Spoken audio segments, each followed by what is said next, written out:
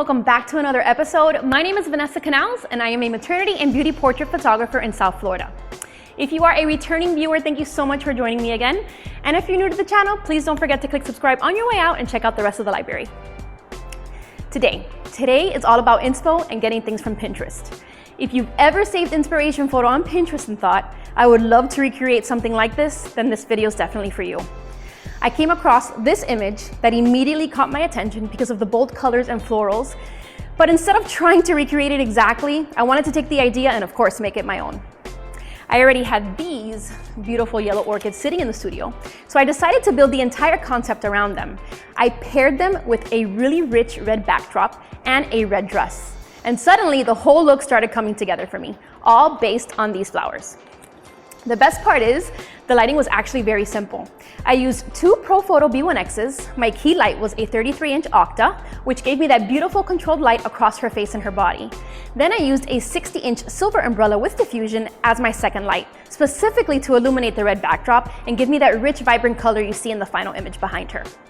So in this video, I'm going to show you exactly how I positioned both lights, how I built the floral setup, and how I took a Pinterest-inspired image and turned it into something that still feels completely like my work. So, with that said, let's get this party started. Hi guys, so I'm getting ready to set up for the image with the flowers. Here is another reminder of what that looks like.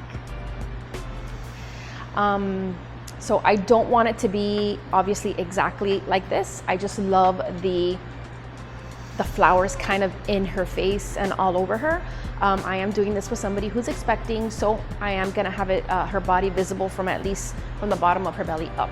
The inspo looked like what appeared to be like a white background, just shot further away from it, so it had like a gray gradient on it.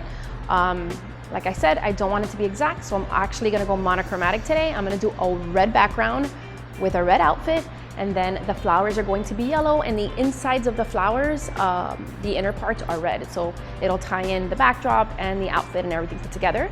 So now I'm going to set up the seamless paper and my lighting, and yeah, we'll move forward from there.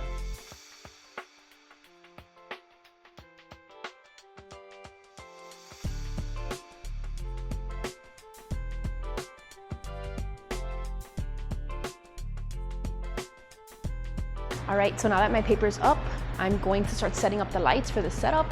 I'm going to have two lights. I'm gonna have my main light, my Profoto B1X, on my 33-inch Ellen Chrome Rotolux. That is my smaller 33-inch modifier that I've done lots of videos on it here. I absolutely love it. It's double diffused, so it's just so soft and beautiful on the face. So that will be the main light, and then the secondary light will be illuminating the actual backdrop. So I've said this before, remember that all lights have their purpose. The key light, the 33-inch Rotolux, will be for her face. That's the purpose of that one. And the second will be to illuminate the background. I haven't decided yet what I'm gonna light it with in the background. I've decided. I'm gonna use my, my 60-inch PLM umbrella, silver on the inside. I'm going to shoot that on the background. I just decided that on the fly. I'm gonna shoot it, I'm not gonna use it with the diffusing fabric. I'm gonna shoot it just bare umbrella, silver on the inside. That way that backdrop really comes out really vibrant and colorful. So enough yapping, let's get to that.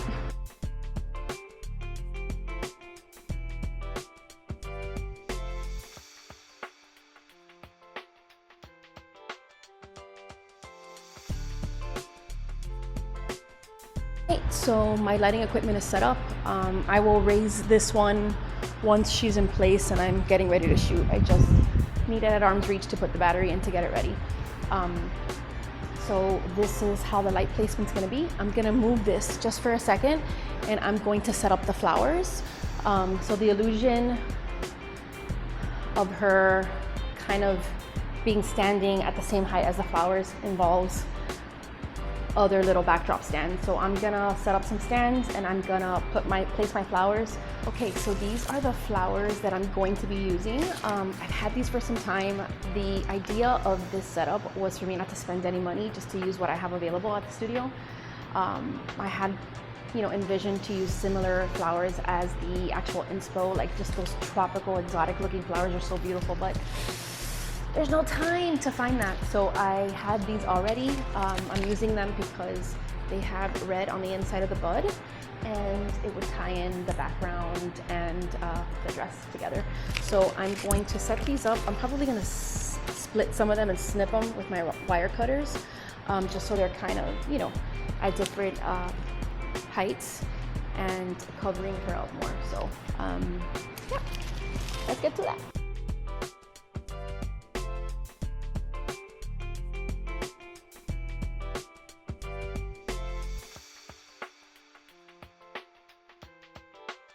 This is what the flowers turned out like.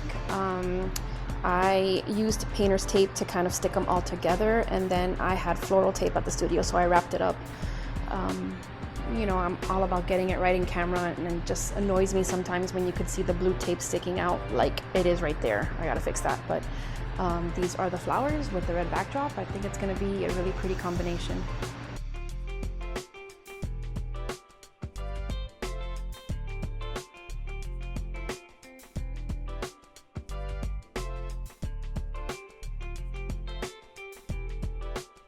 Okay, so I've set everything up. Flowers, lights, we're ready to go. I'm going to adjust the flowers once I have the model in place, just because of course it's all customized based on their height. So once the model comes in from finalizing her look, then we will get started. All right, so after I did this setup, I kind of changed the umbrella a little bit. It's still facing the red paper, but if you've noticed, there's a really ugly hot spot that's hitting the paper. You're gonna see it here in this next video. I've put the arrow in so you can see it up there. That hot spot was extremely irritating and it caught on camera, so I ended up using the modifying fabric for the umbrella. So I did not leave it just the silver umbrella exposed. I did cover it up with the elastic modifying fabric that is meant for the umbrella. The next few takes are just a full 360 of what it looks like standing back.